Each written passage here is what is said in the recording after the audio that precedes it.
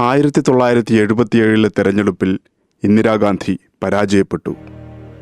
തെരഞ്ഞെടുപ്പിൽ പരാജയപ്പെട്ടിട്ടും അച്ഛൻ്റെ പേരിലുള്ള ജവഹർലാൽ നെഹ്റു യൂണിവേഴ്സിറ്റിയുടെ ചാൻസലർ സ്ഥാനം ഒഴിയാൻ അവർ തയ്യാറായില്ല.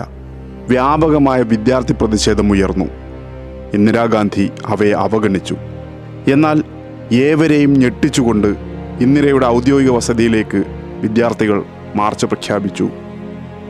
ഇന്ദിര സർവ്വസന്നാഹങ്ങൾ ഉപയോഗിച്ച് മാർച്ച് തടഞ്ഞു. ഇന്ദിരാഗാന്ധി നേരിട്ട് വന്നാലല്ലാതെ പിരിഞ്ഞു പോകില്ലെന്നും ജനാധിപത്യത്തിനു വേണ്ടി വെടിയേറ്റു വാങ്ങാനും തയ്യാറാണെന്ന് ആ വിദ്യാർത്ഥി രോഷം തിളച്ചു. അങ്ങനെ ഇന്ദിര നേരിട്ട് വന്നു കണ്ടു അവരെ. പിറ്റേന്ന് പുറത്തിറങ്ങിയ പത്രങ്ങളിലെല്ലാം അച്ചടിച്ചു വന്നിരുന്ന ഒരു ചിത്രമുണ്ട്.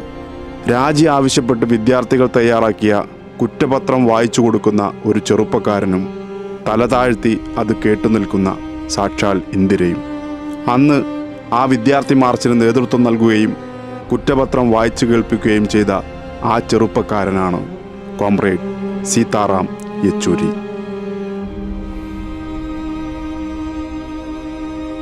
കോമ്രേഡ് സീതാറാം വിടവാങ്ങിയിരിക്കുന്നു. അരനൂറ്റാണ്ട് നീണ്ട സൂര്യശോഭയാർന്ന പോരാട്ട വീര്യമാണ് ഡൽഹി എയിംസിൽ അസ്തമിച്ചത്. മതനിരപേക്ഷ ഇന്ത്യക്ക് ഈ നഷ്ടം ഒരിക്കലും നികത്താനാവില്ല. ഇന്ത്യൻ വിപ്ലവ പ്രസ്ഥാനത്തിലെ എക്കാലത്തെയും മികച്ച നേതാക്കന്മാരിലൊരാൾ, എതിർക്കുന്നവരെപ്പോലും പുഞ്ചിരി കൊണ്ട് സുഹൃത്താക്കുന്ന അപൂർവ സവിശേഷത, മതനിരപേക്ഷ മൂല്യങ്ങൾ സംരക്ഷിക്കാനും മതവർഗീയതയുടെ കടന്നാക്രമണങ്ങളെ പ്രതിരോധിക്കാനുമുള്ള പോരാട്ടത്തിൻ്റെ അനന്യമായ നേതൃപാടവം. എവിടെയും ഇഴുകിച്ചേരാൻ സീതാറാം യെച്ചൂരിക്ക് അസാമാന്യമായ കഴിവുണ്ടായിരുന്നു. സമരമുഖങ്ങളിലും രാഷ്ട്രീയ സംവാദങ്ങളിലും ധൈഷണിക ലോകത്തും ഒരുപോലെ ഊർജ്ജസ്വലനായി. സീതാറാമിൻ്റെ അക്ഷീണ പ്രയത്നമില്ലായിരുന്നുവെങ്കിൽ നാം കണ്ട ദേശീയ ഐക്യവും ഇന്ത്യയും ഉണ്ടാകുമായിരുന്നില്ല. നാം ഇന്ന് അനുഭവിക്കുന്ന സമാധാനത്തിന് മുഖ്യ കാരണക്കാരനെയാണ് നമുക്ക് നഷ്ടമായിരിക്കുന്നത്.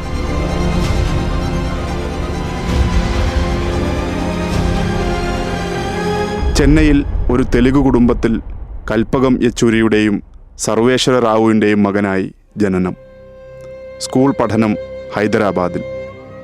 11ാം ക്ലാസ് മുതൽ ബിരുദാനന്തര ബിരുദം വരെ ഡൽഹിയിൽ. JNUവിലെ പഠനകാലമാണ് യെച്ചൂരിയിലെ വിപ്ലവകാരിയെ രൂപപ്പെടുത്തുന്നത്. ആ ക്യാമ്പസാണ് അദ്ദേഹത്തെ നിരന്തര പോരാട്ടങ്ങളുടെ പാതയിലേക്ക് നയിച്ചത്. തുടർന്ന് ചെന്നുപെട്ടത് ഇതിഹാസങ്ങൾക്കൊപ്പവും.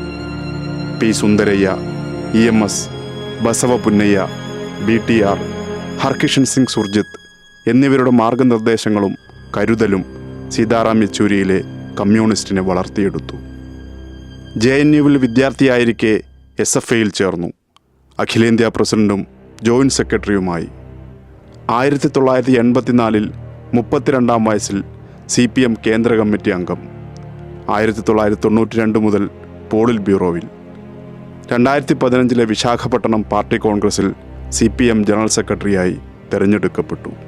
കപിൽ സിബൽ യെച്ചൂരിയെ അനുസ്മരിക്കുന്ന സമയത്ത് പാർലമെൻറ്റിൽ അദ്ദേഹം പ്രസംഗിക്കാൻ എഴുന്നേൽക്കുമ്പോൾ ഉണ്ടാകുന്ന പിൻ ഡ്രോപ്പ് സൈലൻസിനെ കുറിച്ച് പറയുന്നുണ്ട്.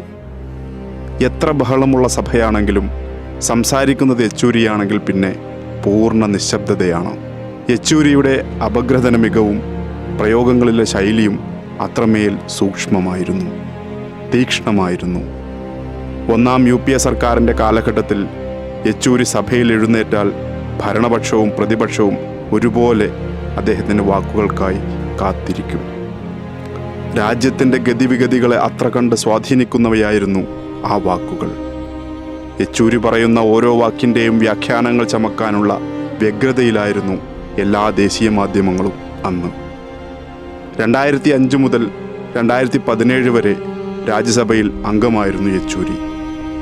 1996 ഐക്യമുന്നണി സർക്കാരിൻ്റെയും 2004 1ാം UPA സർക്കാരിൻ്റെയും രൂപീകരണത്തിൽ നിർണായകമായ പങ്കുവഹിച്ചു.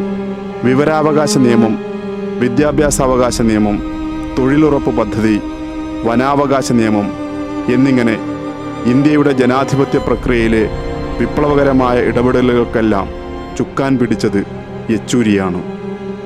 ഒരു പാർലമെൻറ്റേറിയൻ്റെ അപാരമായ മെയ്വഴക്കം അദ്ദേഹത്തിൻ്റെ വ്യക്തിത്വത്തിൽ എഴുന്നു നിന്നിരുന്നു.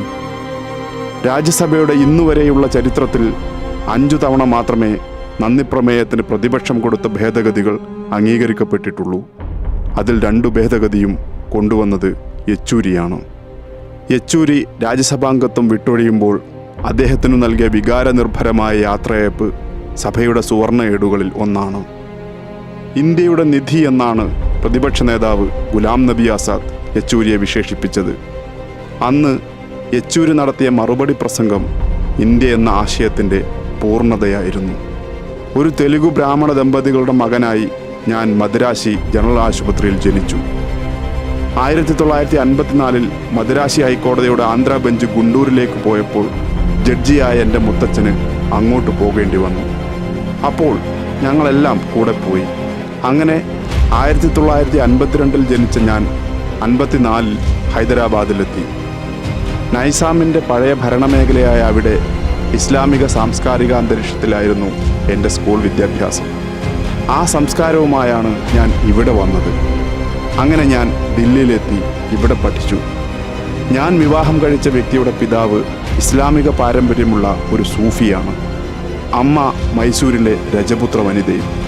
ഒരു ദക്ഷിണേന്ത്യൻ ബ്രാഹ്മണ കുടുംബത്തിൽ ജനിച്ച യുവാവ് ഇങ്ങനെയൊരു വനിതയെ വിവാഹം കഴിച്ചു. എൻ്റെ മകൻ എങ്ങനെ അറിയപ്പെടണം? അയാൾ ആരാണ്? ബ്രാഹ്മണനോ, മുസ്ലിമോ, ഹിന്ദുവോ? എന്താണ് അയാൾ? ഇന്ത്യക്കാരൻ എന്നല്ലാതെ എൻ്റെ മകനെ ഒന്നും വിളിക്കാനാവില്ല. അതായിരുന്നു സഖാവ് സീതാറാം.